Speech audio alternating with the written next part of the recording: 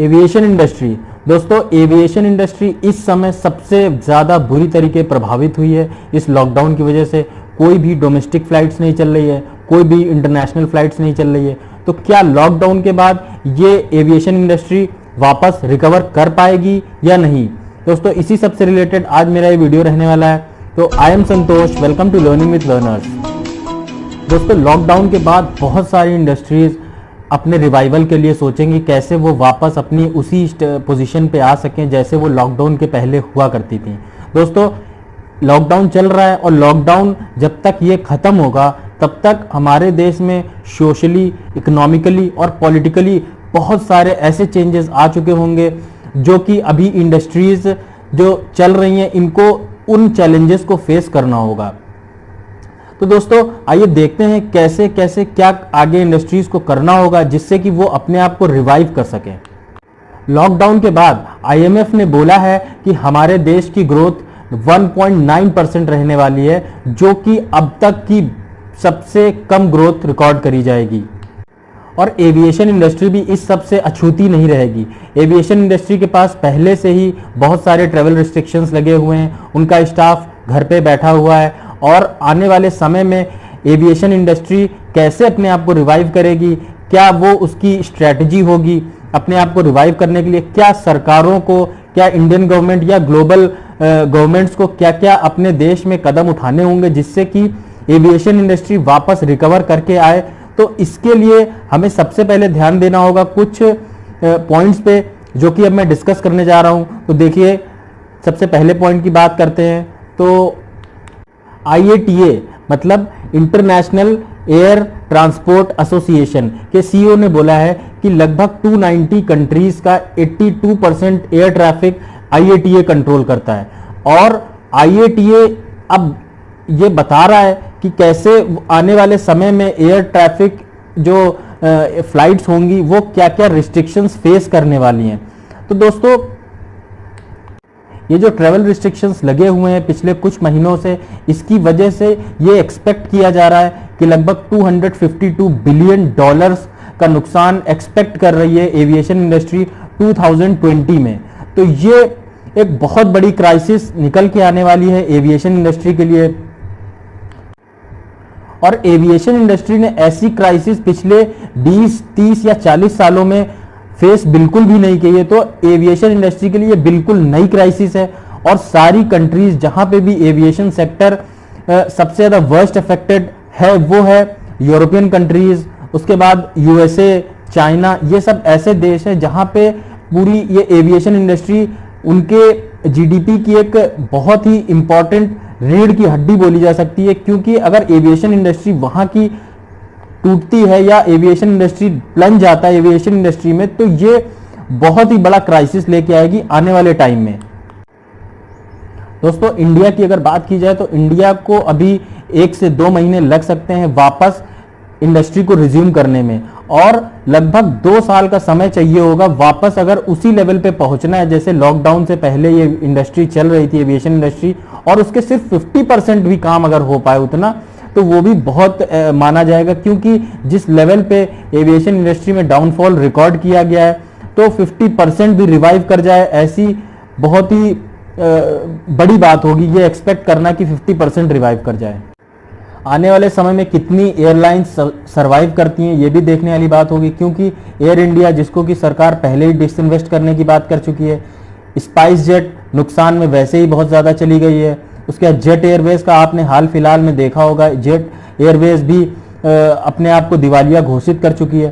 तो एयरलाइंस, जो airline industry है, ये ऑलरेडी बहुत डीप क्राइसिस में चल रही है। और आने वाले समय में और कैसे ये अपने आप को रिफॉर्म करे ये देखने वाली चीज़ होगी। अभी जब वीज़ा पे रिस्ट्रिक्शंस लगे हुए हैं, ट्रेवल बैंड है, तो लोग इतना ज़्यादा सफ़र कर रहे हैं। लेकिन आने वाले समय में जब ये रिस्ट्रिक्शंस हटा लिए जाएंगे तब भी ये देखने वाली बात होगी कि क्या जब लोग रिस्ट्रिक्शंस ख़त्म होने के बाद घर से बाहर निकलते हैं या फिर अपने घूमने के लिए वो जैसे निकला करते थे वो वैसे निकलते हैं या नहीं निकलते हैं। तो ये आने वाले टाइम में ये बहुत ही एक इम्पॉर्टेंट चीज़ होगी। क्योंकि अब लोग घर से बाहर नहीं निकलना चाहते हैं, लोग घरों से घर पे ही बैठ के बिजनेस करना चाहते हैं, घर पे ही बैठ के काम करना चाहते हैं, क्योंकि वो नहीं चाहते कि वो कहीं फंस जाएं किसी देश में जाके या किसी दूसरी जगह अपने घर परिवार से दूर कहीं जाके फंस जाएं। इस वजह से हर इंसान चाह रहा है कि वो अपने घर पे ही रह के अपनी फैमिली के साथ टाइम इन्वेस्ट करे, काम करे और अपने घर से ही सारी अपनी फाइनेंशियल चीज़ों को आगे लेके जाए। इंडिया में 650 टोटल एयरप्लेन्स है और इसमें भी 50% किराए पे लिए गए, मतलब लीज पे हैं। और इन सब जो 50% लीज पे लिए गए हैं, इनका एयरलाइंस जो भी हैं, जो भी एयर इंडस्ट्रीज हैं, वो हर महीने इनका किराया देती हैं। तो ये एक अपने आप में बहुत बड़ी बात है, क्योंकि किराया तो हर मंथ आपको देना ही है, जो फिर आप रूम पे रहें या फिर कहीं कोई फ्लैट लेके रूम रेंट पे रहें, हर जगह आपको रेंट तो देना ही पड़ता है। थोड़ा सा एक आध महीने की छूट दी जा सकती है, लेकिन लॉन्ग टर्म की अगर बात की जाए तो ये it is not at all possible. इसलिए कहा जा सकता है कि मैन और मशीन्स दोनों एविएशन इंडस्ट्री पे बहुत ज़्यादा कॉस्टली पड़ रहे हैं। कुछ एयरलाइंस की बात की जाए तो वो इतनी भी कैपेबल नहीं है कि वो अपना जो रेंट है, जो एयरप्लेन्स उन्होंने लीज पे ले रखे हैं, उनका इवन रेंट भी भर सके। तो ये हालत है एयरलाइंस की। एयरलाइन जो एविएशन इंडस्ट्री में प्लेन्स लीज पे लिए गए हैं, उन इंडस्ट्रीज की, उन कंपनीज की ये हालत है कि वो अपना किराया तक नहीं दे पा रही। तो आने वाले समय में आप क्या ही एक्सपेक्ट करेंगे इन कंपनियों से। दोस्तों, IATA ने बोला है कि लगभग 25 करोड़ लोग अपनी जॉब लूज करने वाले हैं और इसमें एक बहुत बड़ा चंक होगा एविएशन इंडस्ट्री से, जिसमें कि पायलट्स अपनी जॉब लूज करेंगे, एयर होस्टेस अपनी जॉब लूज करेंगे और जो दूसरा एयर स्टाफ होता है वो अपनी जॉब लूज करेगा। पायलट्स जो कि ऑलरेडी जिनकी शॉर्टेज बहुत ज़्यादा थी और आने वाले समय में और ज़्यादा उनके लिए क्राइसिस आने वाली है, तो ये एक बहुत ही बड़ा इशू होगा। इसलिए किसी का भी ये प्रिडिक्ट करना कि क्या सिचुएशन होगी इंडिया में एविएशन इंडस्ट्री की लॉकडाउन के बाद, ये it is virtually impossible. DGCA, directorate general for civil aviation, ने पहले ही बोला है कि जब फ्लाइट्स रिज्यूम होंगी तो सोशल डिस्टेंसिंग का जो कॉन्सेप्ट है उसे भी लेके आना पड़ेगा। तो ये जब सोशल डिस्टेंसिंग जब प्लेन्स के अंदर होगी तब सिर्फ 1/3 मतलब 1/3 लोग ही बैठ पाएंगे, जो भी अभी नॉर्मल फ्लाइट्स होती हैं उसके कंपैरिजन में। अभी अगर मान लीजिए 30 लोग एक प्लेन में बैठते हैं तो तब सिर्फ 10 लोग बैठ पाएंगे और इसकी वजह से जो फेयर होगा, जो प्लेन का टिकट का कॉस्ट होगा, वो लगभग 3 से 4 गुना या 5 गुना तक राइज कर जाएगा। तो आम आदमी के लिए आने वाले समय में एविएशन इंडस्ट्री में फ्लाइट में ट्रेवल करना बहुत ही ज़्यादा एक कठिन काम हो जाएगा और ये सिर्फ रिस्ट्रिक्ट हो जाएगा, सिर्फ एलीट क्लास या पैसे वाले लोगों की ही आने वाले समय में ट्रेवल कर पाएंगे एयर से। हमारे देश में एविएशन सेक्टर को बूस्ट करने के लिए उड़ान स्कीम लाई गई, जो कि है उड़े देश का आम नागरिक। इसमें अगर आप 30 मिनट की फ्लाइट लेते हैं कहीं जाने के लिए तो लगभग आपको 2,500 रुपये देने पड़ेंगे, जो कि आप बोल सकते हैं कि एक आम आदमी भी अगर चाहे तो ट्रैवल कर सकता है बहुत ही ज़्यादा आसानी से। और इसी वजह से आने वाले समय में एक बहुत ही ज़्यादा पैनिक देखने को मिलेगा गरीबों के लिए या फिर एक मिडिल क्लास पर्सन के लिए, क्योंकि ये मिडिल क्लास या किसी गरीब आदमी के लिए ट्रैवल करना प्लेन से वर्चुअली इम्पॉसिबल हो जाएगा। और तब फिर यही लोग जो अभी तक प्लेन से ट्रैवल करते थे ये सोचेंगे कि यार अब 15,000 खर्च करने से अच्छा ट्रेन से चले चलते हैं, तो क्या अगर एक दिन ज़्यादा लग जाता है तो ऐसी सोच हो जाएगी और लोग जो प्लेन से ट्रैवल करते थे वो इजीली ट्रेन में ट्रैवल करने लगेंगे। और ये फिर ट्रेन में भी देखना होगा कि कैसे सोशल डिस्टेंसिंग मेंटेन करके चलेंगे, वो एक अलग इशू होगा जिस पे हम कभी फ्यूचर दूसरे टॉपिक पे टाइम पे बात करेंगे। दोस्तों, अगर यूएस की बात की जाए तो यूएस अपने देश में 2 ट्रिलियन का फाइनेंशियल पैकेज लेके आई, जिससे कि वो कोविड-19 से फाइट कर सके और इसमें से कुछ बिलियन उसने अलॉट किए अपनी एविएशन। ऑस्ट्रेलिया, चाइना, सिंगापुर भी ऐसे ही रिवाइवल पैकेज लेके आई हैं अपनी एविएशन इंडस्ट्री के लिए, लेकिन क्या इंडिया भी अफोर्ड कर सकता है ऐसा ही relief package? It is a big no, because Indian government को अपने जो माइग्रेंट लेबर्स हैं उनको फीड करना है, फार्मर्स के लिए पॉलिसी लेके आनी है, पुअर्स को फीड करना है। उसके बाद लगभग जो हमारे देश में 46.4 करोड़ जो माइग्रेंट लेबर हैं अनऑर्गेनाइज सेक्टर के, उनकी चिंता सबसे बड़ी है सरकार के लिए, और उन्हीं को रिवाइव करने के लिए सरकार को सबसे ज्यादा सोचने की जरूरत है।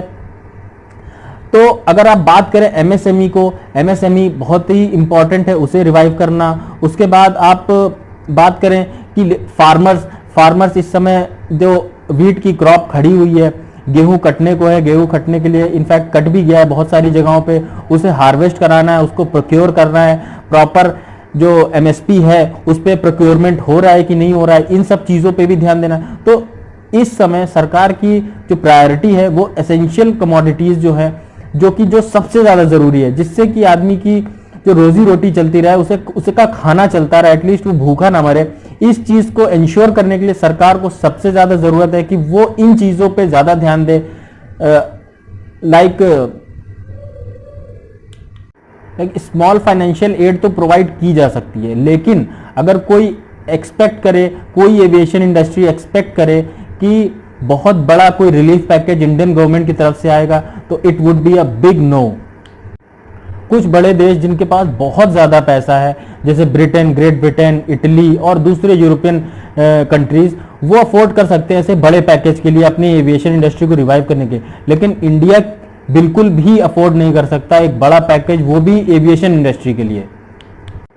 अगर कुछ सजेशंस की बात की जाए तो सरकार एटीएफ यानी कि एयर टरबाइन फ्यूल को जीएसटी के परव्यू में ला सकती है, या फिर कुछ भी नहीं कर सकती है। That would be very good, क्योंकि इंडस्ट्री इस समय अपना क्रिटिकल माइंड अप्लाई करके एक बहुत ही अच्छे सोल्यूशन के साथ आ सकती है, क्योंकि उसे अपनी प्रॉब्लम्स, अपनी लूप होल्स पता है और एक बेहतर सोल्यूशन के साथ आ सकती है। क्यों? क्योंकि need is a mother of invention.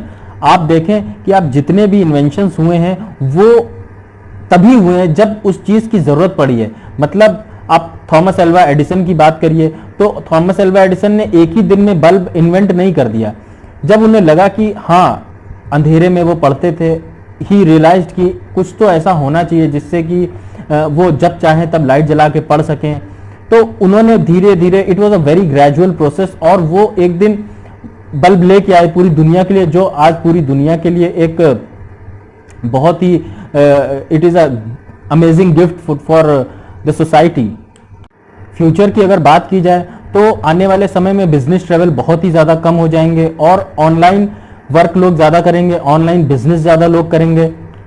आने वाले टाइम में अगर एयरलाइंस चाहती हैं उनके सारे टिकट्स बिके, तो उन्हें सारे टिकट्स जो भी हैं वो सस्ते दामों पे बेचने होंगे, जो कि बिल्कुल भी इम्पॉसिबल है, क्योंकि एयरलाइंस को एक बहुत ही बेहतरीन रिलीफ पैकेज की ज़रूरत है जो उन्हें मिलेगा नहीं। इसलिए वो इस क्राइसिस को कैसे जल्दी से जल्दी और इससे बाहर निकलें और लोगों को इससे ज़्यादा प्रॉब्लम भी ना हो, ये एक देखने वाली बात होगी। दोस्तों, आपको अगर मेरा ये वीडियो इंफॉर्मेटिव लगता है, if it is helping you, then you can support me on YouTube by joining my channel learning with learners. Thank you guys.